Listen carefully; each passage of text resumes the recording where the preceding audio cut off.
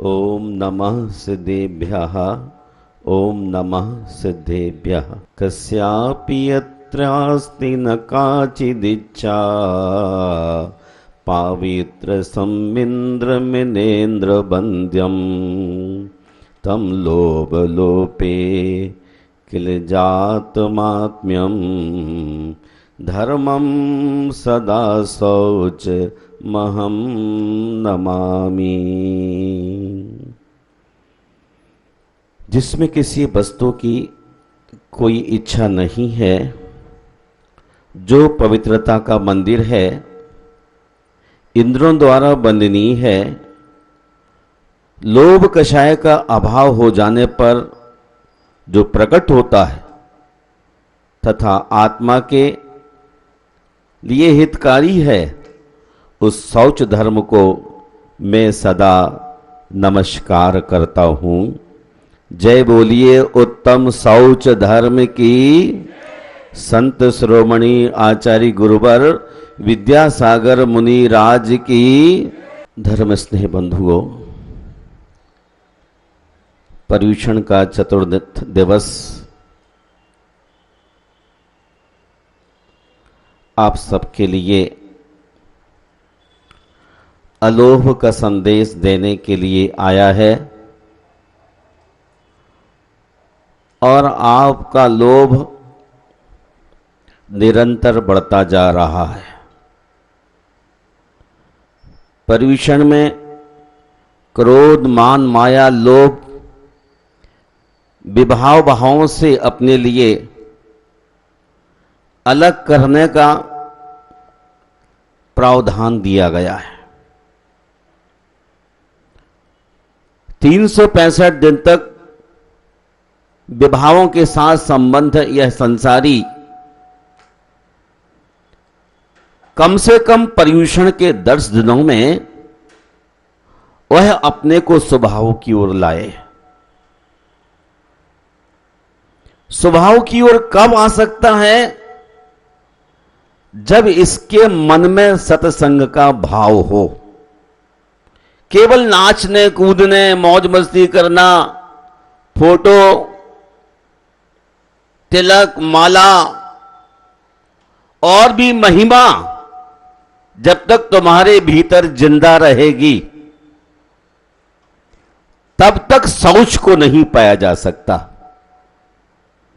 छोटे से बड़े आदमी को भी देखता हूं तो उसके भीतर बड़ी इच्छाएं, कंचन और कामनी, ऐसी दो चीजें उसके लिए मिल गई। जैसे वो गुट्टी हो, कामनी मिल जाए तो देव पूजा को छोड़ देगा और कंचन मिल जाए तो संत को छोड़ के किसी और रास्ते चल पड़ेगा। दो ही खतरनाक चीजें इस धरती पर रही हैं और जो दोनों का गुलाम है उत्तम सोच धर्म को पा नहीं सकता है। मंगलाचरण में इसलिए स्पष्ट कह दिया, जिसमें किसी वस्तु की कोई इच्छा नहीं है। आप कुछ चाहते हैं तो नहीं, मेरी कोई इच्छा नहीं, ऐसा एक भी इंसान नहीं होगा। छोटी सी छोटी वस्तु यदि ये भी कॉर्नर पर खड़ी होकर गिफ्ट देनी शुरू कर दी जाए तो बड़ी सी बड़ी कार में बैठने वाला भी सोचेगा मुझे मिल जाए।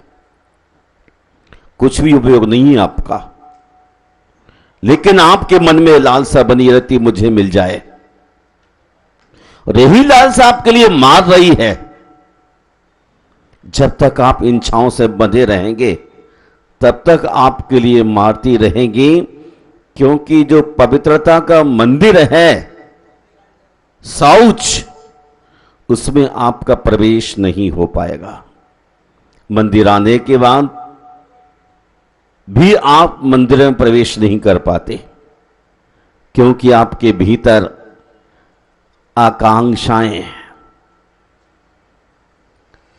कंखा भाव निमित्तम किच्चा वैदग भावना जुत्तो जो बट्टति परम मुनि तस्तुद धम्मो हवे शौचा।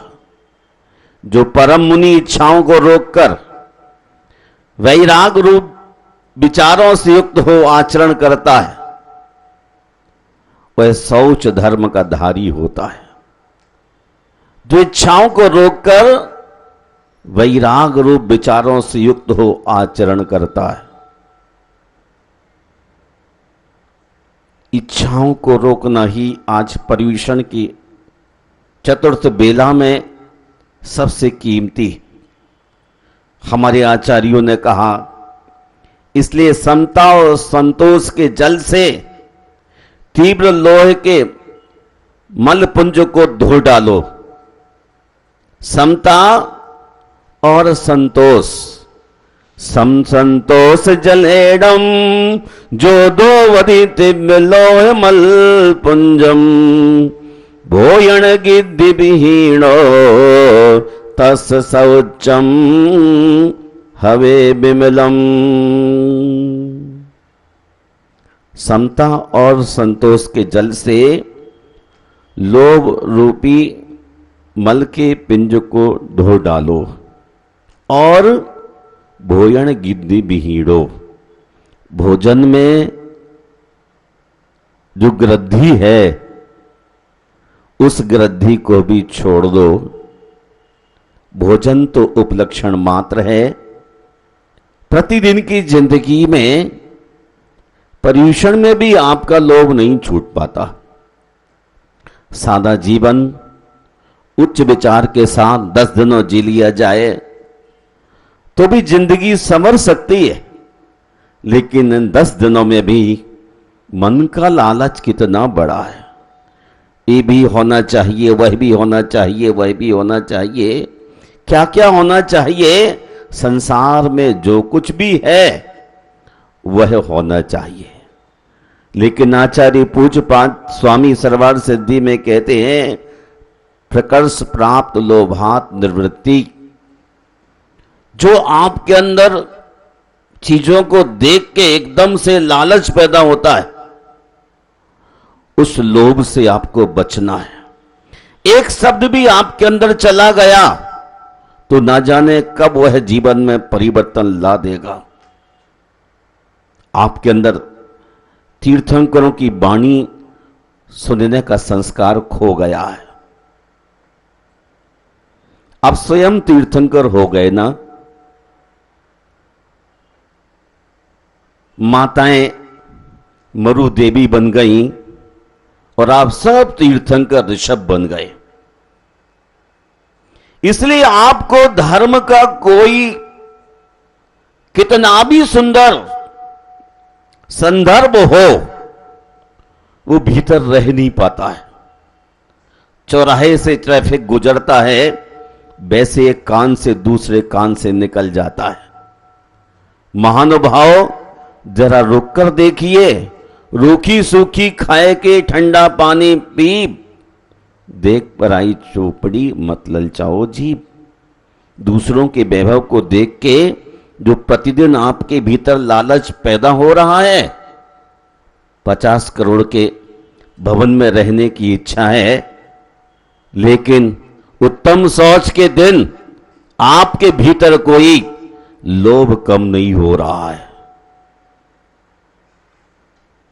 बड़े से बड़े कोठियां खरीदने, फैक्ट्रियां खरीदने के लिए आदमी चौड़ा हो जाता है रात के रात, और सुबह उत्तम शौच का दिवस है तो भी उसका एक तिल मात्र भी लोभ कम नहीं होता है।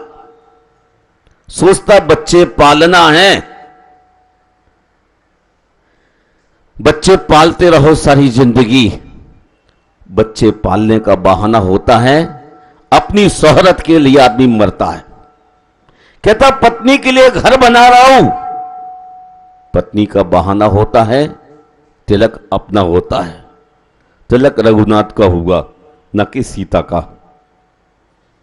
तिलक आपका होना है, इसलिए उत्तम शौच के दिन आप थोड़ा भी लोभ कम नहीं कर पाते।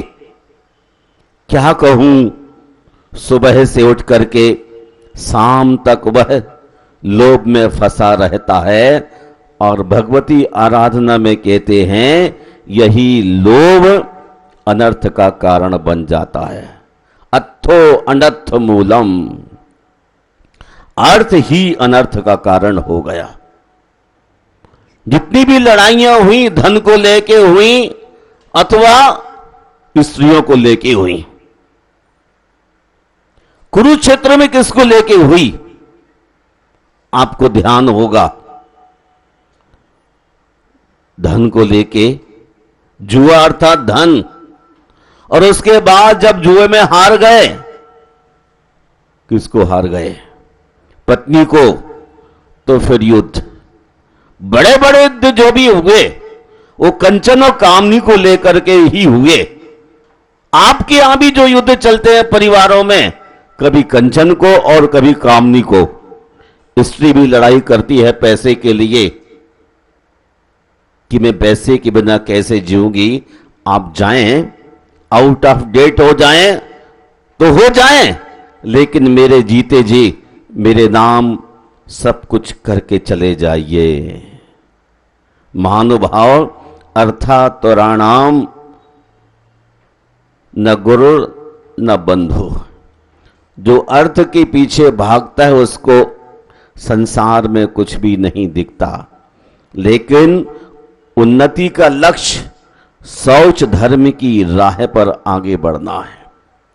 संसार का धन बटोर लेना या जीवन की आवश्यकताओं को बढ़ा लेना उन्नति का सूचक नहीं है, क्योंकि धन का लोभ सच्चे आनंद की प्राप्ति में सबसे बड़ी बाधा है।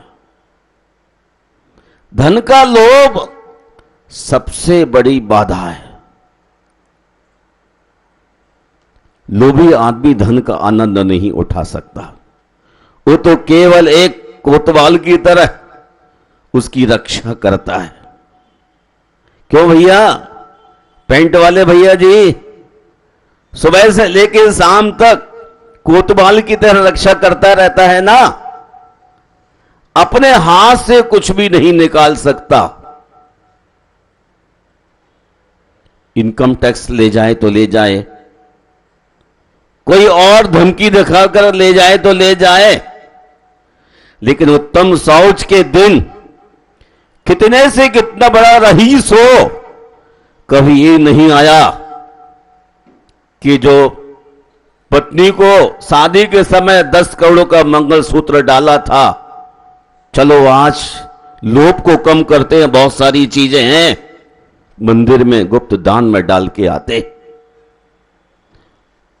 कामनी भी नहीं चाहती स्त्री कि मेरे बुढ़ापे का क्या होगा, आप 3 4 5 6 पहन के रखो,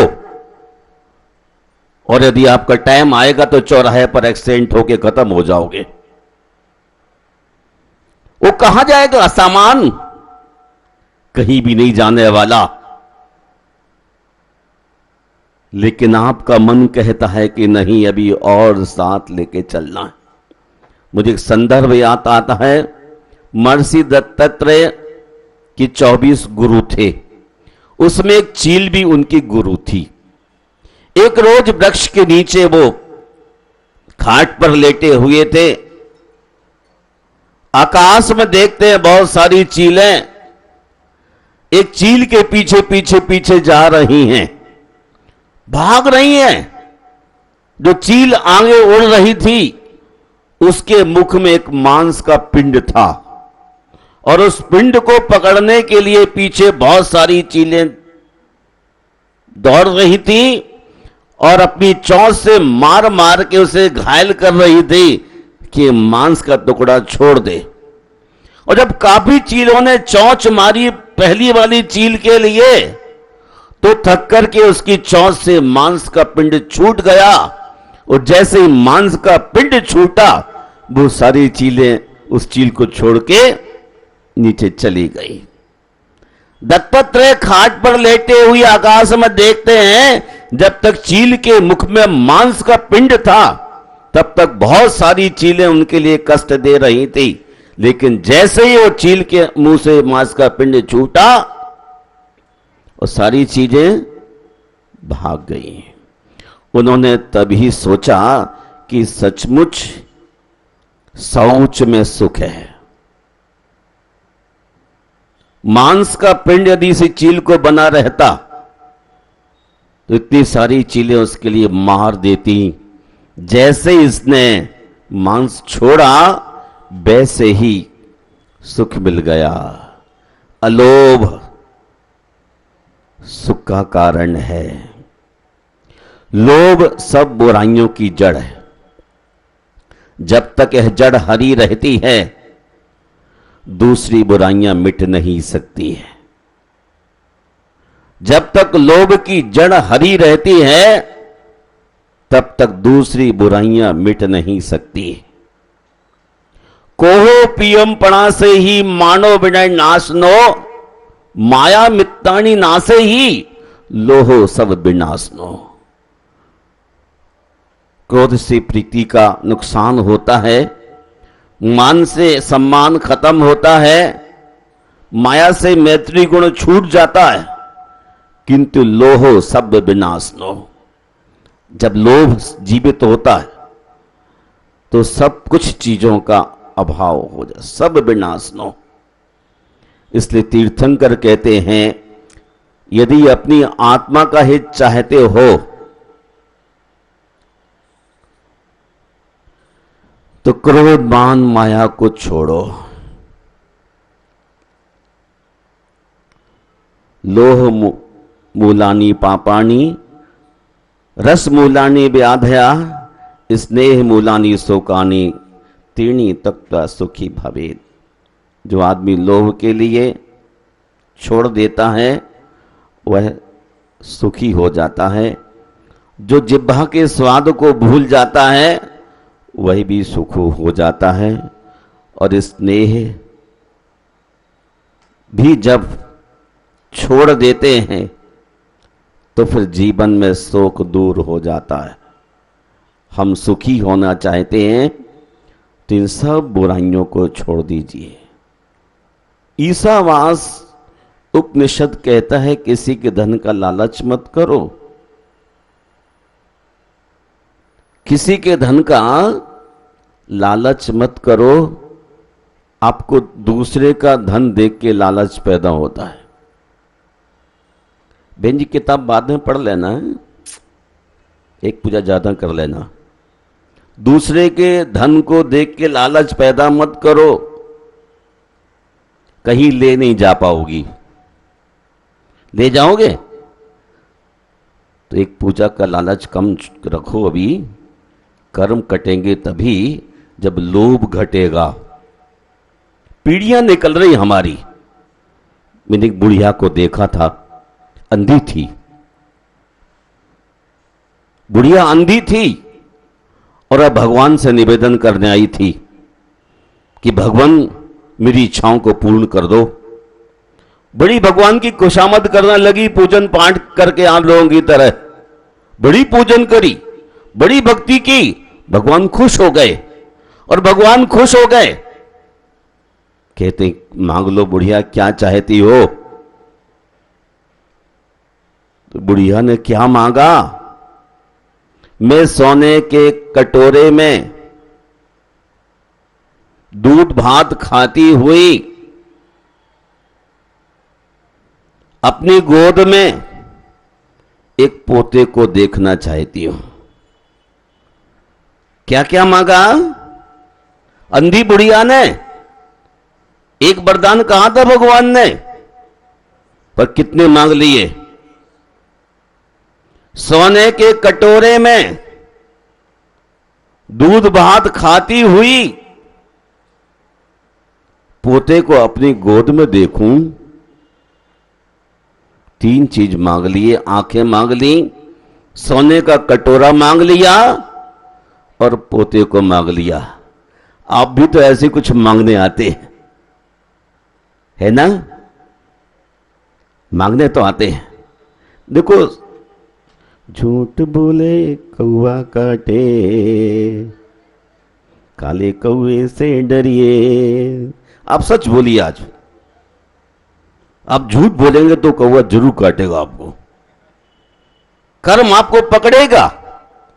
कभी आप निर्लोभ भाव से धर्म सभा में या तीर्थंकरों के पादमूल में जाते हैं तो सौभाग्यशाली, लेकिन लोभ के साथ दी जाते हैं तो वह आपके संसार को ही बढ़ाने वाला है। लुद्धो परमत्थो न जानाति, लुद्धो धम्मम न पश्यति। लोभी आदमी परमार्थ को नहीं जानता, और लुद्धो धम्मम न पश्यति, लोभी धर्म को भी नहीं जानता। वह तो ये जानता मुझे कुछ मिलना चाहिए। सोने के कटोरे में यदि आप दूध की खीर खिलाए ना, तो कल ही आपको ये मंदिर इतना बड़ा करना पड़ जाएगा कि 100 फुट चौड़ा भी कम पड़ेगा। सोने के कटोरे में दूध भात या दूध की खीर बना के बांटने लग जाए, फिर आप देख लो, एक दिन तो देख लो ना। छोटी सी कटोरी मंगा लो सोने की, आप 5 ग्राम वाली ही सही, इतना बड़ा करना पड़ेगा कैंपस। दूर दराज से लोग आएंगे, पास में जो सो रहे घरों में वो भी निकल आएंगे। किन्हीं बहनों को मैंने कहा अपने जीवन साथी को मंदिर ले आओ, तो एक दूसरे का मुंह देख के हंस रही थी, लेकिन कल से सोने की कटोरी में दूध भात का प्रसाद मिलेगा, फिर दिखना उठ के सबसे आगे आएंगे। एक बार क्या हुआ, एक व्यक्ति मंदिर जाता ही नहीं था, उसकी पत्नी बड़ी परेशान थी। आप जैसे व्यक्ति ने कहा नहीं, उनको तो बुलाना है, कैसे लाएं, रास्ता खोजता हूं। और उसने कहा पत्नी ने कि मंदिर में तो सोने के सिक्के बटते हैं। अच्छा, जो भगवान का दर्शन करता है उसे सिक्का मिलता है। लोभ आ गया उस आदमी को, उठ खड़ा हुआ और सचमुच जैसे भगवान को प्रणाम किया। बेदी के पास भैया जी खड़े थे, वो तुरंत सोने का सिक्का हाथ में दे दिया। जैसे सोने का सिक्का हाथ में आया, उसका लोभ तो बढ़ गया और हर रोज मंदिर आने लग गया। 10 दिन में 10 सोने के सिक्के जब जिस घर में पहुंच जाए, उसका कहना क्या। लेकिन 11वें दिन मुनि महाराज वहां प्रवचन कर रहे थे और कह रहे थे, जो मंदिर से केवल गंधोदक को तिलक के अलावा कोई चीज घर लेकर के जाता है, वो निर्माल्य द्रव खाने से निगोद चला जाता है। उसने पत्नी से पूछा, क्या कह रहे थे पंडित जी, मुझे समझ में नहीं आया। जो तिलक और गंधोदक के अलावा कोई भी चीज मंदिर का लेकर के जाता है वो निगोद चला जाता है। ये निगोद क्या? वो कहती, महाराज तो सुना रहे थे कि निगोद वह है जहां एक श्वास में 18 बार जन्म और मरण के दुख उठाने पड़ते हैं, उसका नाम निगोद है। बोले हाँ, अब क्या करूं? पत्नी चतुर थी, उसने कहा देखो, जो 10 सिक्के ले आए हैं वो तो लौटाओ, साथ में ब्याज सहित पहुंचाओ, अपना जीवन नरक निगोद मत पहुंचाओ। और पत्नी के कहने से जो सिक्के घर ले गया था, वो सारे सिक्के मंदिर लौट आए। आप भी तो ऐसा कोई गेम करके अपने जीवन साथियों को मंदिर तक लेके आओ। पर्यूषण में सब अभी पान पराग खा रहे होंगे, पड़े होंगे, गर्दन से कुछ नहीं होता। हम प्रैक्टिकल चाहते हैं। 5 स्नान भगवान के चरणों में आने की हिम्मत क्यों नहीं कर पाता आदमी? क्यों कहीं ना कहीं चादर मेली है, चादर में दाग लगा है। वो आदमी कैसे मंदिर तक आए? अपनी चादर को धोइए। मैंने पढ़ा था एक बार, मोहम्मद साहब कैसे थे? वो रात में सोने से पहले अपने सब कुछ चीजों को छोड़ देते थे। भक्तगण सुबह से लेकर शाम तक भेंट लेकर आते थे और सोने के पहले अपने पत्नी से बोलते थे, कुछ रखना नहीं, सब कुछ छोड़ देना, जरूरतमंद जो भी आए दे देना। सब कुछ त्याग कर देते थे। एक रात मोहम्मद साहब बीमार थे और उसकी पत्नी ने एक 10 रुपए का नोट छुपा के रख लिया। ये बीमार पड़े हुए हैं, रात ज्यादा श्वास चल गई, तो वैद्य को क्या किस बूते पर लाओगी? 10 का नोट रख लिया। मोहब्बत साहब को नींद नहीं आ रही थी और वो करवटें ले रहे।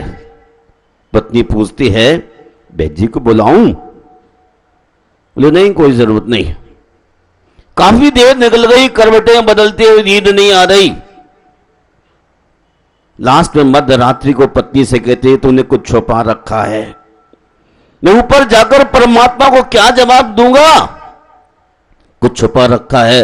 बोले हां, 10 का नोट मैंने छुपा रखा था, रात कहीं आप बीमार पड़ गए तो पैसे कौन देगा? उसने कहा नहीं, अभी इस 10 के नोट को भी दे करके आइए। बोले रात 12 बजे 10 का नोट लेने कौन जरूरतमंद आएगा? तो जिसने दिया है वो द्वार पर खड़ा होगा। द्वार खोलो, गेट पर देखो। द्वार खोल के देखा तो एक आदमी जरूरतमंद था कि मुझे 10 रुपए की जरूरत है, बीमार हूं, और 10 रुपए दे दिए वापिस, चादर मुंह पर तानी और सो गए। तो सोते ही चले गए। सुबह से शाम तक जो चीज आए सबको छोड़ करके सोना, और आप तो कल तक का संकल्प करके सोचते सुबह से क्या करना है। तुम्हारा क्या होगा? कितनी टैबलेट्स खाओगे तो भी आपको नींद नहीं आएगी। मैं आपसे बताना चाहता हूं, पर्यूषण के दिन नाचने कूदने के लिए नहीं आते हैं। पर्यूषण के दिन आपके जीवन में कुछ अच्छी बातें करने के लिए आते हैं। आप नाचो, उत्साह मनाओ, लेकिन अपनी जिंदगी के कुछ बुराइयों को भी छोड़ते जाओ। जो पुरुष सत्कार्य में संपत्ति का विनियोग करता है, जो पुरुष सत्कार्य में संपत्ति का विनियोग करता है, मंदिर बन रहा है तो संपत्ति का विनियोग करना चाहिए ना? क्यों भैया, करना चाहिए ना? करना तो चाहिए। दान से तो पुण्य का बंद होता है, लेकिन क्या करूं महाराज, मेरा तो मन ही नहीं होता कभी। होएगा कैसे? जिंदगियों से दिया ही नहीं, केवल लिया ही लिया है। जो आदमी लेता रहता है, देने का सुन के घबरा जाता है, कहीं टीका ना लग जाए। जो पुरुष सत्कार्य में संपत्ति का विनियोग करता है, संपदा उसे स्वयं ढूंढती आती है। बार बार भाई साहब कहते हैं ना कि लाख देगो, एक गीत आता ना, 10 पैसे दोगे 10 लाख मिलेगा। अब तो समझ में जाओ, समझते भी हैं, फिर भी आंख पर पट्टी क्या मन पर पट्टी बांध के रखते।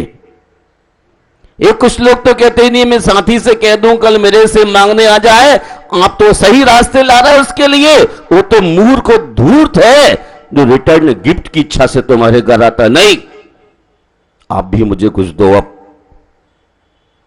अच्छे काम में संपत्ति का विनियोग करने वाले व्यक्ति के घर में संपदा चक्कर लगाती रहती है कि अच्छा आदमी धरती पर कौन है, उसके घर चलो। और सचमुच जो देता रहता है उसके यहां संपत्ति कभी नष्ट नहीं होती। संपत्ति आती ही रहती है, आती ही रहती है। समंतभद्र स्वामी कहते हैं ना, भोगो दानम, जो दान करता है उसके यहां कभी भोग खाने पीने की दिक्कत कभी नहीं होगी, बहुत कुछ मिलता रहेगा। आइए, और क्या होता है, जो आदमी सत्कार्य में संपत्ति का विनियोग करता है, सद्बुद्धि उसे खुद खोजती है। उसी की बुद्धि अच्छी होती है जो दान पूजन में द्रव्य को लगाता है, और कीर्ति उसे निर्निमेष निहारती रहती है। उसकी इज्जत पूरे संसार में बढ़ती रहती है। कई लोग कहते हैं भाई साहब का ही नाम, भाई साहब का नाम माइक पर चलता रहता है। भाई साहब की एक आध दो अच्छी आदतें लेके तो देख लो, एक आध तो आदत लेके देख लो। सुबह से शाम तक अपना व्यापार छोड़ के मंदिर को लग के देखो। आधा घंटे 1 घंटे को आते हैं, फिर भी आपसे एक शब्द कहें तो आपका बीपी हाई हो जाता है। जो आदमी समाज की 100, 200, 500 बात सुन के भगवान के लिए लगा रहता हो, कहते उसी आदमी के लिए कीर्ति दूर से निहारती के ओ भैया कहां रहते हैं, उनसे मिलना चाहती हूं। कीर्ति निश्चित ही वहां पहुंचेगी और प्रीति उससे स्वयं स्नेह करती है। उसकी पत्नी का नाम ही प्रीति हो,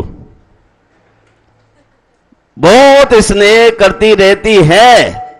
सुभगता उसका एक आश्रय गुण करती है और अच्छे अच्छे सुंदर से सुंदर गुण उसके आश्रय के लिए चारों ओर है। निरोगता उसके पास सदैव बनी रहती है। बीमार नहीं होगा, स्वस्थ रहेगा, चंगा रहेगा और धर्म के लिए, संत के लिए दौड़ता रहेगा। मेरा तो यही काम है, भगवान के साथ लगे रहना। इसीलिए तो कहते हैं निरोगता स्वयमेव उसकी अभिलाषा रखती है। मेरा भक्त स्वस्थ रहेगा तो भक्ति धरती पर चलती रहेगी। धर्म स्नेह बंधुओं, 9:35 हो गए, आप बेचैन होने लगे होंगे, है ना? बेचैन हो रहे होंगे। चलो छोड़ देता हूं आपको, लेकिन आप लोभ छोड़ो। आज छोड़ने के लिए आप कुछ भी नहीं। बुढ़िया ने सब कुछ मांग लिया, आप भी ऐसे सब कुछ मांगते रहते हैं, कभी थकते ही नहीं। और प्रतिष्ठा समझते कुछ तो मांग लो।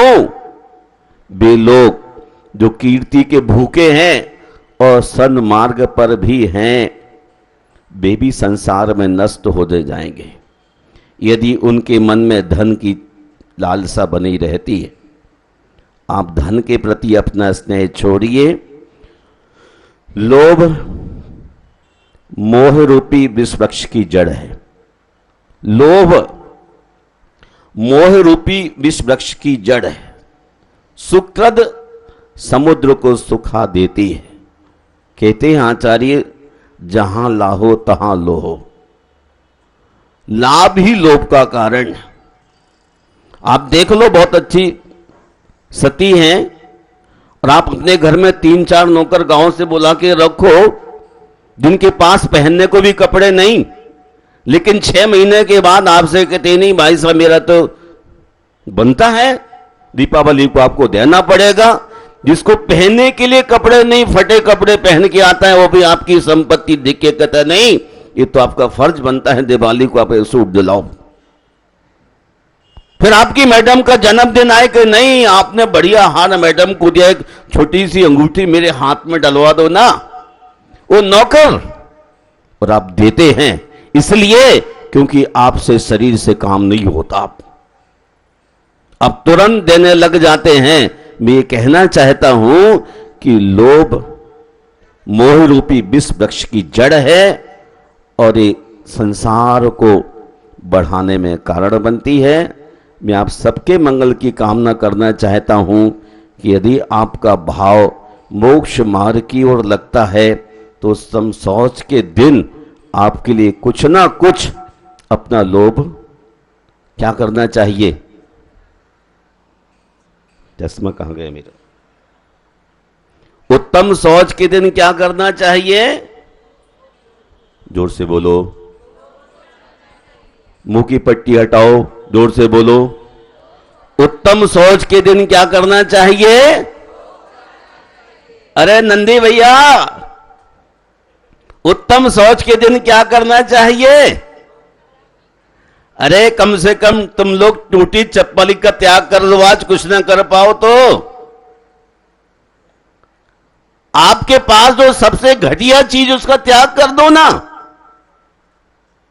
क्योंकि आपके पास कुछ है ही नहीं त्याग करने लायक, है ना? आपके पास है क्या? कुछ भी नहीं है, कुछ भी नहीं है ना। और इस क्षेत्र में रहने वाले व्यक्ति के पास जिसके एक फ्लोर है और जिसके पास पूरा ही 4 मंजिल का है, वो कितना संपन्न है, कितना लोभ, लेकिन छूटता नहीं है। छूट भी कैसे सकता है?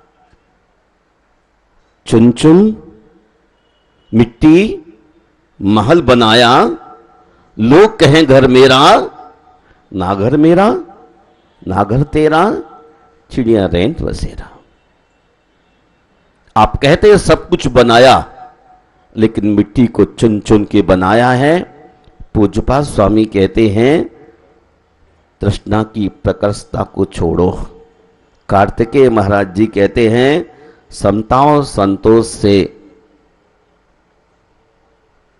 संयम के साथ शौच धर्म को स्वीकार करो। मैं ज़्यादा कुछ नहीं कह सकता हूँ, क्योंकि जब आपकी गांठ खुलने का वक्त होगा, कभी गांठ खुलेगी ही नहीं, गांठ तो काटना ही पड़ेगी, चाहे मोदी जी काटे। एक रात में आपकी गांठ खुलवा दी, कटवा दी मोदी जी ने। कौन सा वर्ष था? है 8 नवंबर 16 18 गांठ खोली थी, काटी थी आपकी। इतनी सुंदर सुंदर माताएं बैठी हैं जो अपने गद्दे के नीचे घुसा के रखे थे। 16 में सबके सब निकाल दिए, और उत्तम शौच के दिन आपके दिल पर कोई कीड़ा भी नहीं रेंग रहा है। इतने में तो हर महिला पुरुष को चाहिए था कि जो गले में पड़ा हुआ, हाथ में पड़ा हुआ है, तुरंत उठाकर भगवान के चरणों में डाल देते। देखो द्वारा मोदी आए, मैं बड़ा खुश हूं। द्वारा मोदी जी अब बहुत अच्छे काम करके गए हैं। दत्तात्रेय को रास्ता मिल गया, इन्हें रास्ता नहीं मिल रहा है। ये सोचते जोड़ते रहो जोड़ते रहो जोड़ते रहो, बस हमारा जीवन तो आनंदित रहेगा। एक छोटी सी बात कह के इब्राहिम लेता हूं। एक चींटी का घर तोड़ा गया। किस लिए तोड़ा गया? आपकी कोठी बनना थी।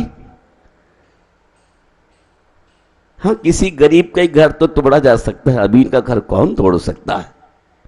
आपका घर बनना था, चींटी का घर तोड़ा गया। और जब चींटी का घर तोड़ा गया, अर्थात बामी, उसमें कितनी चीनी मिली? 1 मन 40 किलो चीनी उसमें मिली। चींटी क्या खाती है, कितना खाती है, लेकिन उस चींटी ने कब से जोड़ना शुरू किया होगा। अनेक चींटियां जोड़ती जोड़ती जोड़ती जोड़ती आई होंगी, इसलिए तो चींटी की तरह आपका लोभ नहीं छूटता है। आपके पिताजी, उनके पिताजी, उनके पिताजी, उनके पिताजी कितनी पीढ़ी से जोड़ते जोड़ते जोड़ते, ये कौन जोड़ता है? बोलो ना। चींटियां जोड़ती है ना। आप भी चींटी से कोई कम है? बुरा मत मानना, बुरा बहुत जल्दी लगता है आपके लिए। जब आदमी गलत करता है तो बुरा बहुत जल्दी लगता है, जो सही होता है फिर बुरा नहीं लगता है।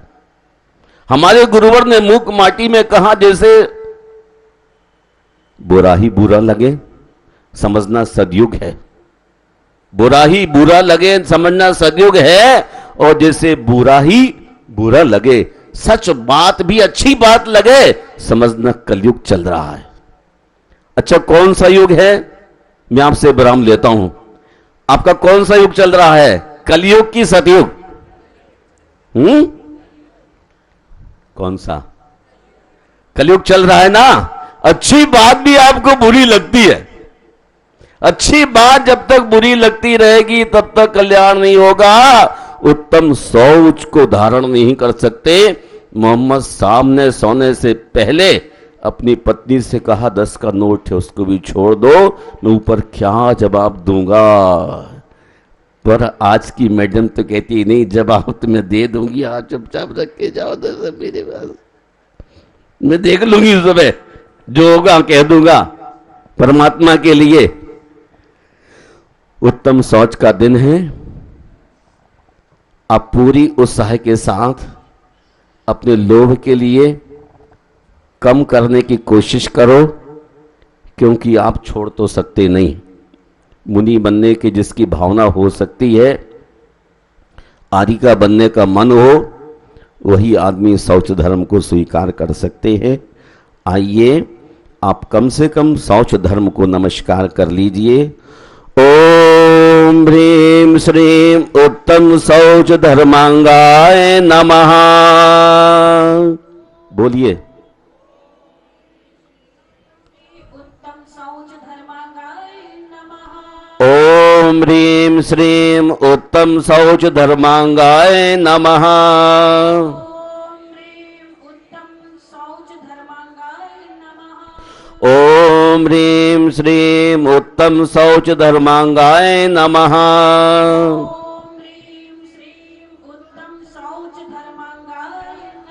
ओम ह्रीं श्रीं उत्तम शौच धर्मांगाय नमः।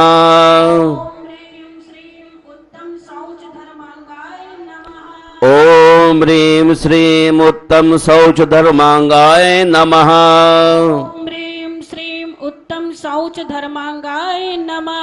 ओम ह्रीं श्रीं उत्तम शौच धर्मांगाय नमः। ओम ह्रीं श्रीं उत्तम शौच धर्मांगाय नमः। ओम ह्रीं श्रीं उत्तम शौच धर्मांगाय नमः। ओम ह्रीं श्रीं उत्तम शौच धर्मांगाय नमः। ओम ह्रीं श्रीं उत्तम शौच धर्मांगाय नमः। ओम ह्रीं श्रीं उत्तम शौच धर्मांगाय नमः। ओम ह्रीं श्रीं उत्तम शौच धर्मांगाय नमः। ओम ह्रीं श्रीं उत्तम शौच धर्मांगाय नमः। जय बोलिए उत्तम शौच धर्म की। जय श्री गुप्ती सागर।